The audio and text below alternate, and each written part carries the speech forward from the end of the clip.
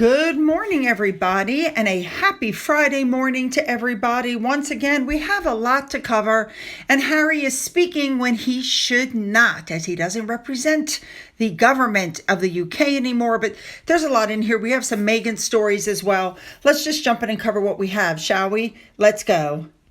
We're going to start off. We already know that Meghan has this Netflix cooking show, which they can't release because they're having all kinds of issues with the trademark and there's no date. It doesn't even have a name.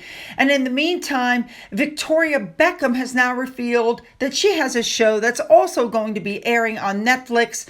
We know that they have a feud going on, but Victoria's show is called The House of VB. It will showcase her journey in building her fashion empire and give fans an insight into the life of the former Spice Girl. So basically, she's one-upped Meghan. Let's move on. Now, talking about Meghan, we're being drip-fed these videos. That's how they always do it. They just show us a few. And Meghan, of course, has to be the star. She can't just, be in the background like other people. She's got her hands raised higher than anybody else's. She's looking around to see who's looking at her. And she's always overacting. In this next clip, it's like, oh my God. Yeah, nobody acts that way. All right, next up, I showed you guys the other day the sketch where, he was given that fake tattoo on his neck. The whole thing was so ridiculous looking. Anyway, at the end, he used foul language, and a lot of people were complaining about it. Like, you don't have to talk like that to get attention, but apparently he does. People were saying, how is this PR stunt, swearing and getting a fake tattoo, helping the veterans? It's just cringe. And other people are saying that Harry's bad language just doesn't fit comfortably when you have a title and are over 40. He's just an embarrassment, and he's cheapening the royals every time he opens his mouth. All right, moving on. People are saying that Harry is actually just quote unquote heartbroken at the fact that Archie and Lily are growing up in California and don't know any of their relatives. They're completely detached from the royal family. And so Harry is apparently really upset that he doesn't know his aunts, his uncles, the cousins, the other children. My thought process on that is, whose fault is that? Who attacked the family and caused the estrangement? Who wrote about the family in the book The Spare? Who did all of this damage? You might want to blame Meghan for it, but the truth is, that's Harry. Harry's solely responsible. Now, in the meantime, while he's, moaning to everybody about how he misses his family, he should have kept his mouth shut about Camila. He trashed her in The Spare. He painted Camila as the evil stepmother. Now, remember, Camila and King Charles married in 2005, 8 years after the death of Princess Diana. But Harry said, about Camila, that she was dangerous, that she was the one leaking negative stories, that she was the wicked stepmother. And apparently Camila was really hurt by the things that were said. And being reported, Harry was told on no uncertain terms not to attack Camila. And then when he did, he was thrown out of Frogmore. Well, whose fault is that? Again, that's Harry's fault. Then let's move on to the fact that Harry, as of the 20th, still remains in Canada. Remember, this trip to Canada was right after his 3 weeks off. His kids probably haven't seen him but like a week in the last 2 months. Anyway, while he was there, he went to the Museum Indian Reserve. He was welcomed by Chief Wayne Sparrow to the Little House, which is a, quote, sacred space where family and community gather. And here, Harry was seen standing by a fire, and he was there with Mr. Grant, who owns the Little House, along with other members of his family. And he said, there's a nail outside where visitors are asked to leave negative thoughts behind and only speak positive. And by the way, the majority of this information came from their SussexRoyal.com website. While Harry was there, he was introduced to individuals from all 4 host nations.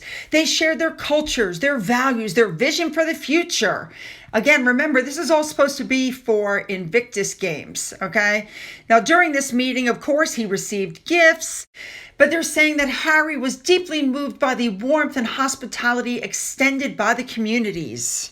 And of course, they threw Invictus in there, and they said, as his work with the Invictus Games progresses, Harry remains dedicated to ensuring the legacy of these games leaves a lasting and positive impact for Indigenous communities grounded in respect, understanding, collaboration.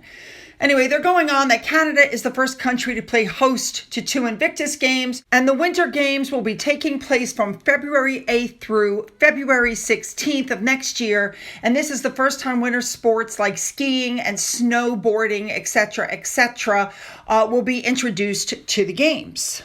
Let me remind you that when Harry went with Meghan earlier this year to Canada, he held talks with the First Nations chief over commitment to Canada's Indigenous people.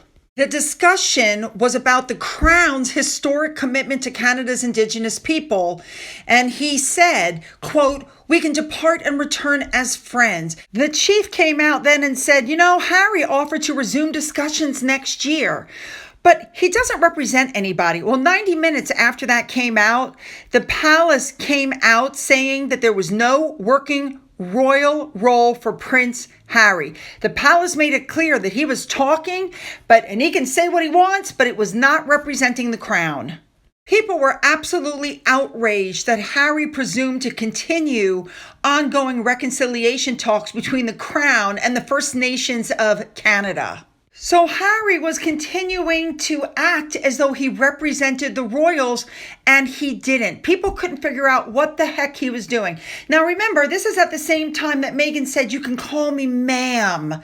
And Harry said, "You can call me sir." So much for being, linked and not ranked. Going back to Harry and family, however, Harry went out of his way to make comments about how there needs to be family healing. Are you kidding me? Like, what? And then Tom Bowers said, Harry is aware that the words about his family and rehab will be an olive branch to his family, but he has to know that all of this hope is undermined by his own actions in his memoirs, in the eroding of trust with his, family members. They are never going to be invited back to Sandringham for Christmas. They're out. If he didn't want to alienate his father, he should not have slammed Camila, which is something Charles warned him not to do. He didn't have to say the horrible things about the way he was raised by Charles, most of which turns out are lies. If he didn't want to alienate William and Catherine, he shouldn't have told the world that the only reason William married Catherine was because she was good breeding stock. Had nothing to do with love. He married for love.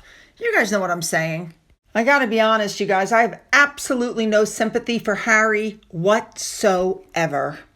All right, you guys, you know what to do. Hit the like and the subscribe button and the bell for all notifications. Put your comments down and then go down into the description box where you'll find the link to video number 2. We have a lot of royal news. You're not going to want to miss it. Follow me over. Let's go.